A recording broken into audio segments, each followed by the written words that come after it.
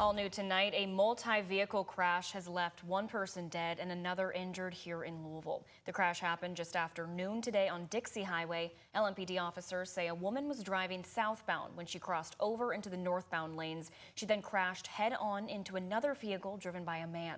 This caused the woman's vehicle to hit a pickup truck. The woman was taken to the hospital but is expected to survive, and the man driving the other vehicle, who was hit head-on, was taken to the hospital where he later died. The driver of the pickup truck refused medical treatment. Both sides were shut down for hours but are now back open. No other vehicles were involved in this crash. LMPD's traffic unit is handling the investigation, which is still very active. Well, thanks for joining us here at 6:30. I'm Alex Dieterer. And new this evening, a 15-year-old boy has been arrested after firing multiple gunshots near a bus stop on JCPS's first day of school. Police say after the shooting, he ran from the area, which is just a block from Central High School and Coleridge Taylor Montessori Elementary. Surveillance video from LMPD shows the teen with a gun walking in the middle of the road on Thursday. He has now currently facing 33 counts of first-degree wanton endangerment and 1 count of possession of a handgun by a minor. Police don't believe any students were being targeted and no one was hurt, thankfully. LMPD says the investigation is still ongoing. LMPD shared a statement saying, in part, quote, "This reckless act endangered lives and will not be tolerated. LMPD remains steadfast in our commitment to protecting our community and holding offenders accountable," end quote. Update for you tonight. We're learning more about the man that police say was behind kidnapping a family at knife point and an attempted robbery at an East Louisville bank Friday morning. Police arrested 32-year-old Armin Langford, who we now know is a repeat offender. He's now in custody and charged with first-degree robbery, kidnapping an adult, 2 counts of kidnapping a minor, and first-degree assault. Police say Langford fully admitted to his actions on Friday and gave a recap of past incidents going back to 2018. Reporter Travis Breeze joins us now live to talk about how Langford was actually in custody about 1 year ago for very similar crimes. Travis. That's right, Alex. Langford was on probation for a string of 22 robberies or attempted robberies at ATMs in the Louisville area between August and November 2021. He was given shock probation, which is where the defense argues that a person is so shocked by their brief time in prison that they will not reoffend. Now, Langford was given shock probation in July 2024 after serving just 5 months of a 14-year sentence. There's several things to keep in mind here, though. At the time when he was given shock probation, Langford was not in prison. He was in a halfway house where he could get help with mental health issues.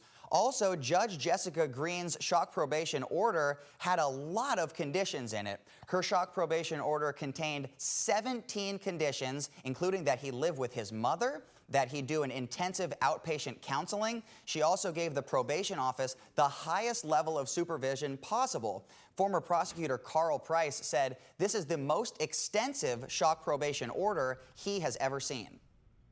When probation and parole has that type of authority, that is about as airtight as you can make it in giving someone a chance to get things right. Just to be clear, Carl Price is not associated with this case in any way. He said it's hard to believe that the probation office could have been meeting with Langford possibly up to twice a week, and then he just brazenly reoffended in such a way as he allegedly did on Friday.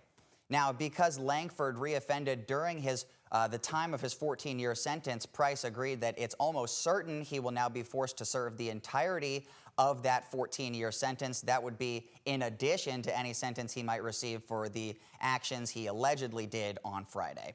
In the studio, Travis Breeze, WHAS 11 on your side. All right, thank you, Travis. Police in Atlanta are investigating a deadly shooting that happened outside the CDC headquarters on Friday.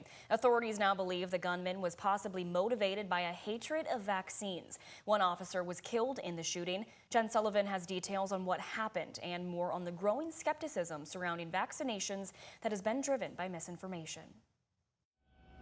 The booming sound of multiple gunshots captured in this video, terrifying witnesses.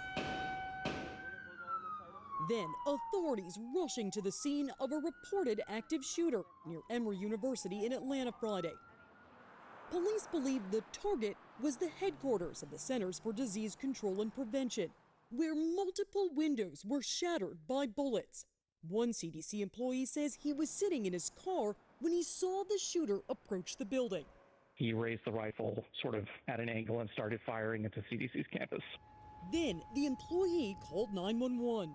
The CDC campus did receive multiple rounds into their buildings. Authorities say DeKalb County police officer David Rose was killed by the gunman. He gave his life with a commitment to serve others.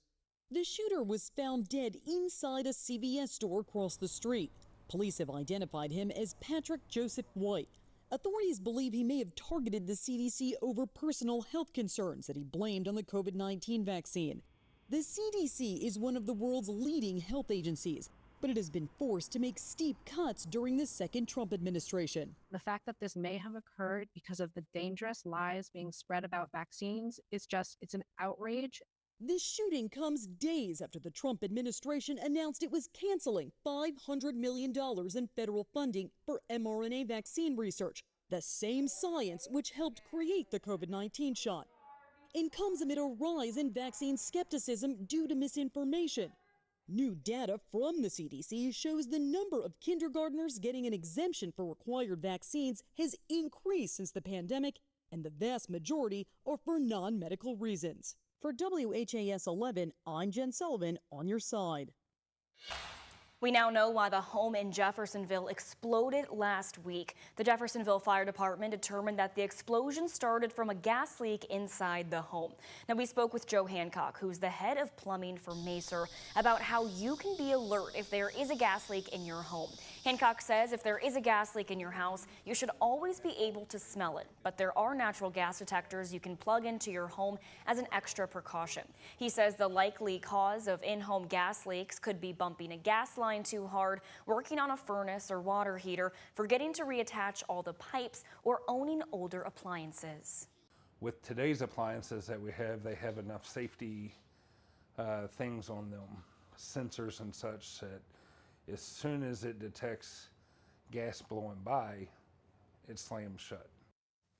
5 people were hospitalized after they survived the home explosion that happened on July 31st.